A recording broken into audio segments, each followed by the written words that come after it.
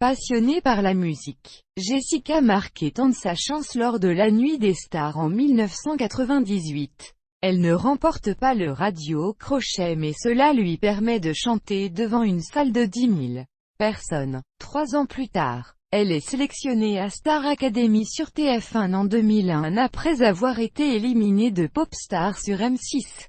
En 2001, à Star Academy, elle échoue en demi-finale. Après la fin de l'émission, elle sort un premier single, Si fragile, puis un deuxième en décembre 2002. Tout se dire, en septembre 2003, elle sort un troisième single, Maria Magdalena, qui est une reprise du premier tube de la chanteuse Julie Pietri.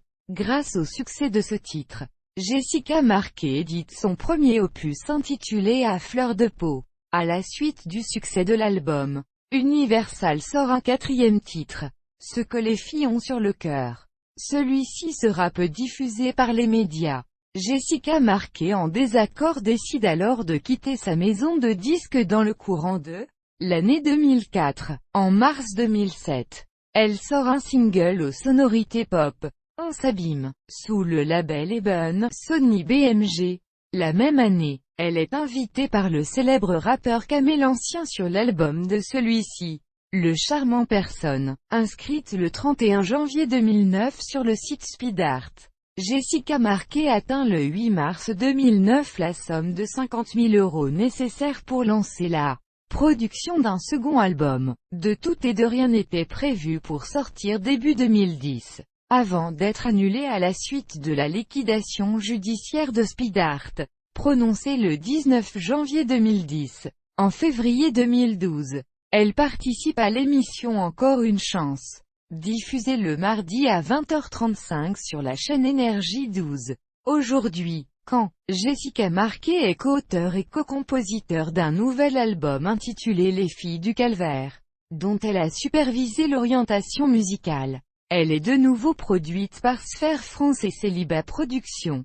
La chanteuse s'est rapprochée d'auteurs, André Petitot, Sandrine Roy, François Houellebecq, de compositeurs, Isabelle Cramaro, André Petitot, de musiciens de renom, Laurent Verneret, Denis Benaroche, Thomas Curiot, Karen Brunon, Christophe Morin, et surtout de Marc Choirin, à qui elle a confié les arrangements.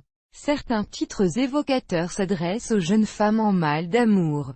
D'autres parlent de moments de vie, souvent vécus, dans lesquels bon nombre de gens peuvent se retrouver. Le premier single, Conne d'amour, sorti le 14 février, bénéficie d'un clip vidéo, après la rencontre amicale avec Pierre Nogueras, un jeune réalisateur, en mai 2013. Par le biais de sa page Facebook, Jessica annonce la fin de sa carrière musicale et son engagement dans l'humanitaire. Après l'échec de son album, Les filles du calvaire, 250 exemplaires vendus, elle avoue désormais aspirer à une vie paisible, sereine et légère loin de toute médiatisation.